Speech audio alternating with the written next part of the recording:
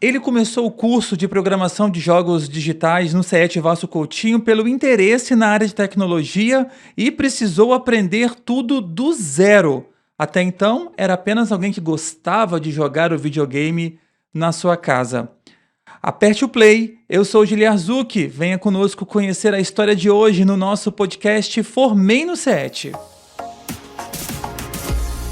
Histórias de quem já passou pelo CET Vasco Coutinho e hoje é sucesso no mercado de trabalho. Formei no CET. Aqui com a gente o André Nascimento Saraiva. Ele que é ex-aluno do curso de programação de jogos digitais aqui do CET Vasco Coutinho, vai falar um pouquinho da experiência dele enquanto aluno e hoje enquanto profissional na área de programação de jogos digitais. O André fez o curso entre os anos de 2016 e 2018, portanto já há cerca de 4 anos aí no mercado de trabalho e vem compartilhar um pouquinho da sua história com a gente. André, bem-vindo. Bem, obrigado. Prazer estar aqui com vocês aqui, passar um pouquinho da minha experiência que eu tive aqui no Vasco Coutinho, né? Pois é, vamos começar a falar um pouquinho, né? A gente tem muitos alunos de jogos digitais ouvindo aqui o nosso podcast, nos acompanhando, seja pelo Spotify ou seja pelo YouTube. Falar um pouquinho da sua experiência, já que eles estão vivendo na experiência aqui. Fala um pouquinho da sua experiência aqui no curso, como é que foram esses 2 anos? Então, não esperava nada do curso, né? Tipo, eu fazia química anteriormente na UFES. Uhum. Eu caí meio que de paraquedas aqui no curso e, tipo, Mas quem te entregou esse paraquedas que você caiu aqui? Minha mãe me jogou nele, né? Falou, tá tendo curso de informática lá no Vasco Coutinho, ele gratuito. Mas você tava meio assim lá na química? Não sei se é isso que eu quero, não sei se é isso que eu gosto. Eu já tava meio desgostoso. Entendi. Química, então. Eu achei que ia ser uma coisa, mas foi completamente diferente, né, do que queria. Expectativas. Sim. Porque era muito mais teórico do que prático. Entendi. Né? Aí o curso técnico é o inverso, né? Muito mais prático do que teórico. Então, me despertou também o interesse nessa parte aí. Aí ela me mandou como curso de informática, né? Porque TI tava em crescimento e tal. Mas na hora que eu vi as opções de curso que tinha aqui, eu vi os jogos, eu falei, vou tentar lá. Porque eu gosto de jogar, né?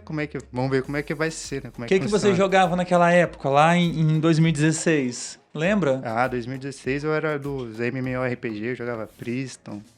E PlayStation 1 também, que eu jogava Crash, essas coisas assim. As primeiras gerações ainda, né? E aí, gosto de jogar, vou pro curso de jogos digitais, porque lá eu vou passar a tarde toda jogando, talvez estudando e jogando, vou aliar 2 vontades. Foi mais ou menos isso, né? Como é que foi virar essa chave quando você entrou aqui e falou assim, opa, o negócio não é só ficar jogando? Então, a primeira coisa acho que a primeira aula que eu tive foi com o Fabiano. Uhum. E a primeira coisa que ele falou foi, vocês acharam que vieram aqui pra jogar? Então, vocês não vão jogar nada aqui. E vocês vão aprender a fazer o jogo. Então, é uma coisa completamente diferente. Vocês vão trabalhar pra alguém jogar, né? Vocês mesmos não vão jogar nada. Não nada, só vão ficar com raiva mesmo, porque é difícil fazer um joguinho. Nossa senhora. E aí começou essa caminhada, assim. No primeiro módulo, né, às vezes é um pouco mais teórico, é um pouco mais de tentar entender como é que a lógica funciona. Como é que foi esse caminhar do seu aprendizado? Então, foi bem... Eu achei bem da hora, porque, assim, professores foram mostrando, tipo, o curso de game design deles.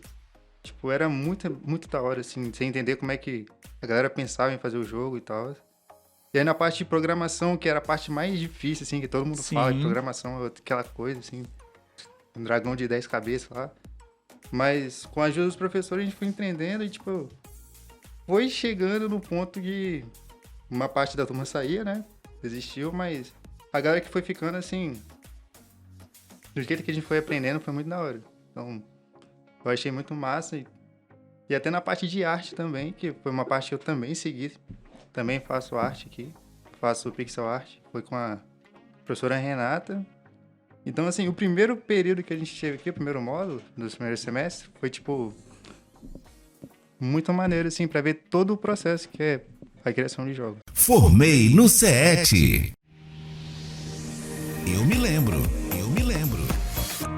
Quero então, o André, puxar com você pela memória, já que você começou a contar aí, Eu sei, né, pesquisando aqui, que o curso, entre as muitas atividades que o curso tem, um deles é vocês desenvolverem um jogo num prazo muito curto. Ah, não, então. Como é que é isso? Esse desafio que, de certa maneira, também já prepara vocês a lidar com uma questão chamada tempo, que no mercado de trabalho hoje, time is money, né? Ah, isso aí no final do curso. A primeira vez que a gente participou desse negócio foi bem da hora, porque assim, a gente passou o semestre todo para desenvolver um jogo, e aí chega no final do semestre, eles fazem uma competição, né? Que não é muito bem uma competição, é só pra gente aprender mesmo. É o desafio, né? De criar alguma coisa e ter alguém ali também criando, né? Em 2 dias. Ah, sim. Então esse que era uma coisa que é o começo e o fim, né? É o fim do curso, mas é o começo da jornada profissional de vocês. O fim do curso não, o fim do semestre. Tipo, todo semestre tem, então... Aí no final do semestre a gente tinha que pegar tudo que a gente aprendeu e desenvolver um jogo em 2 dias. Correria total. Dentro do Vasco Coutinho ali. Ainda bem que os professores traziam lanche pra gente. Mas assim, foi uma coisa absurda lá. Tinha lanche também? Tinha lanche. Pelo menos pra gente não sair da sala, né? Ficava alimentando a gente. É imersão. É um processo de imersão, de criação, né? Como acontece em algumas situações de mercado. Amado mestre. Não sei se vai ser o professor que trazia lanche, mas qual professor você tem na memória, assim, como aquele que de maneira muito particular te deu um apoio, te deu um incentivo, que foi importante para a sua caminhada profissional? Daqui a pouco a gente vai falar da sua empresa e como que você está no mercado hoje, mas eu quero aí que você traz para a gente aí um mestre amado dessa sua época lá do curso de jogos digitais.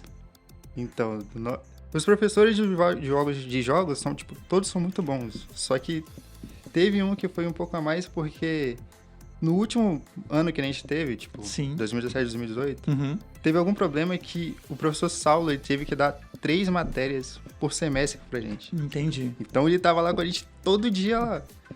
Então ele foi o professor que, tipo assim, a gente mais teve afinidade, né? Tanto que até hoje eu converso com ele, a gente até tá fazendo projetos juntos agora também. Ah, vocês continuam uma relação que era professor-aluno, agora uma relação de profissionais no mercado. Bom que a gente consegue falar agora da sua empresa. E aí, 2018, formado, técnico em jogos digitais, como é que foi essa entrada no mercado? Então, uma coisa de jogos agora aqui no estado é que ele não é um mercado tão grande, né? Sim. Então, ele é bem embrionário, ele tá começando agora. E, assim, quando eu saí, eu tava fazendo CTC aqui no Vasco Coutinho, com o Saulo, né, que ele me indicou. Sim. E depois de um ano que eu tava no CTC, um outro amigo meu que formou também, ele me convidou pra gente fazer projetos freelancers para empresas daqui do estado. E uma delas foi a Ativação, uma empresa de marketing. E a gente fez alguns projetos para ele de jogos. Assim, que eles faziam um marketing de uma empresa, a gente fazia um jogo para eles apresentarem para eles. Entendi. Então a gente começou nisso aí. Aí depois, na nossa empresa, a gente meio que passou em 2 editais, né? Porque veio a pandemia. Aí veio aquele edital do Leos de Blanc. E a gente passou nesse edital para desenvolver jogos, que seria... O jogo é o Spear Girl, um jogo que eu comecei, já tá na Steam, mas só a página dele. Entendi. E o outro foi o Bet Enchanter Witch, que também já tem uma página na Steam, a gente tá ainda terminando ele. Entendi. Então, logo que você saiu, até pra gente poder entender, e quem tá no mercado aí, quem já tá acompanhando a gente, quem tá indo pro mercado, um caminho que abriu, uma porta que abriu pra vocês, é uma empresa... Vocês prestarem serviço para uma empresa terceirizada. Isso. É isso, como prestador de serviço. Então você não saiu daqui e montou a sua empresa. Você era uma espécie de prestador de serviço trabalhando para alguém. É um freelancer, né? Um freelancer. Isso. Então foi um caminho de programação. E aí você fazia programação. Isso, programação criação de jogos. E tal. E aí passou um tempo, você abriu a sua empresa. Foi quando isso? Foi em torno de 2020, por aí, um pouco antes da pandemia. Fala da sua empresa pra gente. O nome dela é? Pudim Studio. Pudim Studio. Quem quiser vai achar lá no Instagram, a gente tá lá no Instagram, Twitter.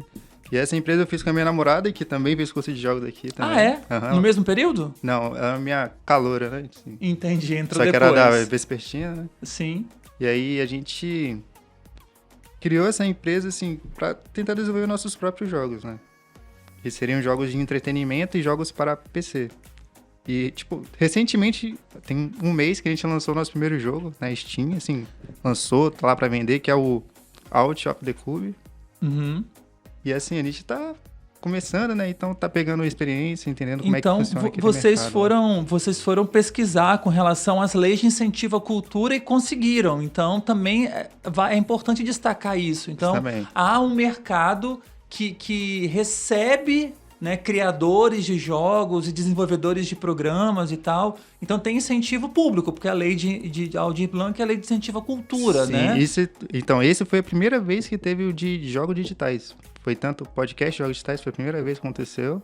E o Secult, né, do estado agora também, começou, ano passado, a fazer também editais para jogos digitais. Então, quem sai daqui, aluno formado, pode tentar ficar de olho nesse mercado de editais que tem grana para poder bancar esses desenvolvimentos de jogos. Sim, também no começo, então, eles estão começando. Para quem está começando, é uma boa maneira de Claro. iniciar um projeto e começar a fazer a sua empresa aqui em jogos no estado. Né? E aí você tem a Pudim Studio, você, juridicamente, você é o MEI, um microempreendedor individual, Sim.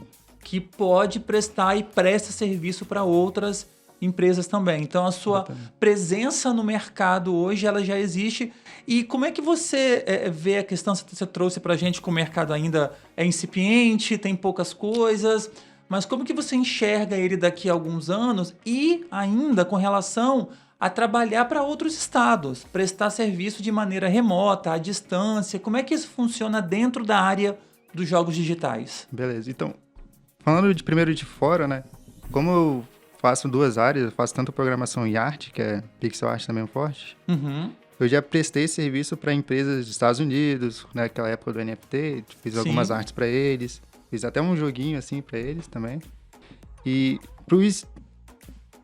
Durante o curso também, eu comecei a fazer essas artes e mandar para pessoas de outros estados. Então, São Paulo, Rio Grande do Sul... Empresas, você manda para outras empresas, manda para quem? Empresas e pessoas também, que estão querendo fazer um joguinho. Aí eu comecei a conversar com eles. Oferecendo. Ofereci, tipo, não cobrava nada, porque eu tava aprendendo também. Entendi. Mas eu consegui um bom network com essa galera aí.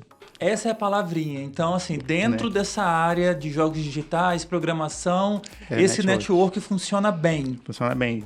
A galera, tipo, todo mundo de jogos, pelo menos até hoje eu não tive nenhum problema com ninguém, né? E eles são, tipo, bem receptivos, então querem te ajudar e tal. E até de outros estados e até de outros países também, se você conseguir fazer um bom trabalho.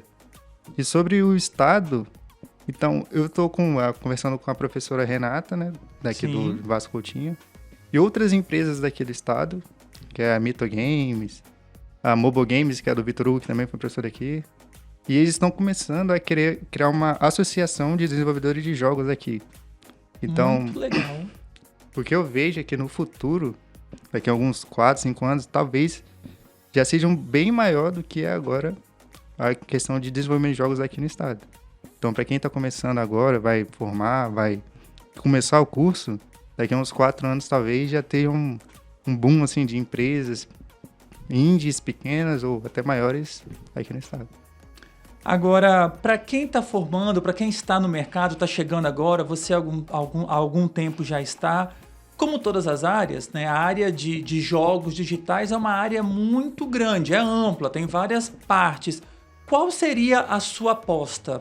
Para qual área dentro dos jogos você acha que tem um potencial maior de desenvolvimento, de demanda? Como é que você enxerga isso? Então, no estado, demanda, eu vejo muito... No mercado em geral, né? Em geral, é que também é o de modelagem 3D, porque não tem tanto aqui. No estado tem poucas pessoas que fazem modelagem 3D para jogos, né? E seria game design e level design, que não é aquela parte de programação ou de arte, é aquela parte de montagem do jogo. A dinâmica. A dinâmica, pensar em como é que vai funcionar tal mecânica no jogo, como é que vai ser o level, como é que você vai fazer o personagem passar de fase e tal. Porque, tipo, um jogo que todo mundo gosta é o Super Mario. Como se fosse criar um roteiro de como vai funcionar o andamento do jogo. Então, essa parte de criação, que não que não é muito ligada, como você diz, a parte de programação, de códigos, de ilustração e Mas tal. pensar como é que vai ser o jogo. Por exemplo, o Super Mario. Por que o Super Mario é um jogo tão bom? Porque, tipo, replicar o Super Mario todo mundo consegue. É só um personagem que anda, pula e mata o personagem. Mas por que ele é tão bom? Porque todo o level design dele, o game design pensado dele, ele é muito bom. E é isso que faz o diferencial no jogo. Então, esses pessoal que começarem a pensar em level design e game design e estudar bastante isso aí, vai ter uma grande oportunidade mais pra frente. Dica de ouro aqui que o André tá deixando. Se alguém estiver aprendendo, até eu contrato pra me ajudar a fazer meus jogos também. Opa, olha, oferta de emprego aqui no nosso Formei no C7. Formei no C7 formando mais pessoas. E tem a última. Você falou de ensinar, de aprender, né, de trabalhar com desenvolvendo projetos de tecnologia para ofertar para outras empresas. Você, como ex-aluno do Vasco Coutinho, e o curso que está aqui com várias demandas, você já pensou em para frente virar professor do Vasco Coutinho? Então, é uma coisa, eu converso até com o Saulo também, né? E eu tô pensando em realmente fazer, pensar em fazer uma faculdade para conseguir vir aqui dar aula. Graduação, sim. Uma graduação porque precisa, né? E eu penso assim, porque eu fico aqui direto também, de vez em quando eu passo aqui no Vasco Coutinho, se a galera me reconhecer, pode vir falar comigo. Bacana. Não tem problema não. E eu gosto de ver o pessoal que tá se formando, o pessoal que tá entrando e dar minha experiência também. Eu acho que ser professor aqui seria legal também. Bacana, já fica o convite aí, né? Já tivemos casos, conversamos aqui com ex-alunos que hoje estão aqui e são professores, até coordenadores de curso. André, quero agradecer muito a sua presença no nosso podcast, ter vindo, conversado, compartilhado a sua experiência, oferecendo emprego, coisa boa pra gente. E quero pedir que você deixe aí o seu @, deixe o Instagram aí, as redes sociais suas, da empresa, para quem quiser bater papo com você. Show, então, eu quero agradecer também a oportunidade de estar aqui, né? E meu @ pessoal, que é assim, pessoal, mas é que eu gosto de postar só minhas artes, assim, e tal. É o André N. Saraiva, tudo junto. Sim. Que tem minhas artes e tal, assim, quiser trocar ideia comigo, conversa de boa. E a parte da empresa é o Pudim Studio. É @pudim, com PUDDING, Studio. E tá lá no Instagram, Twitter também, assim, com nossos jogos, que a gente tá planejando e tal. Bacana. Se achar o André N. Saraiva, vai achar Pudim Studio também. Vai também, tá tudo lá junto. Fácil. Obrigado, viu? Obrigado a você. O Formei no C7 fica por aqui. Segue a gente lá no Instagram, Formei no C7. Por lá, você sabe quem já passou pelo nosso podcast, quem ainda virá, e tem como ouvir também todos os episódios. Também estamos no YouTube e no Spotify. Só procurar Formei no C7. Toda semana tem episódio novo. O Formei no C7 tem a produção e edição de Gabriel Viana e Maico Amaral, direção e apresentação Gilian Zucchi e supervisão Wagner Braga. Um abraço e até o próximo. Formei no C7.